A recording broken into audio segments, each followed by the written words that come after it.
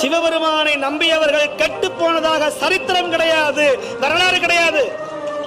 அதுக்கு நான் உதாரணம். சிவனை கும்பிட்டா காசு கிடைக்காது சார், வீடு கிடைக்காது சார், காரு கிடைக்காது சார், எதுவும் கிடைக்காது, உண்மைதான். ஆனா ஒன்னே ஒண்ணு கிடைக்கும், மனசுல மன தைரியம் கிடைக்கும். அந்த கை வேற கை இல்ல, அண்ணாமலையாருடைய கை, காஞ்சிபுரத்து ஏகாம்பரேஸ்வருடைய கை.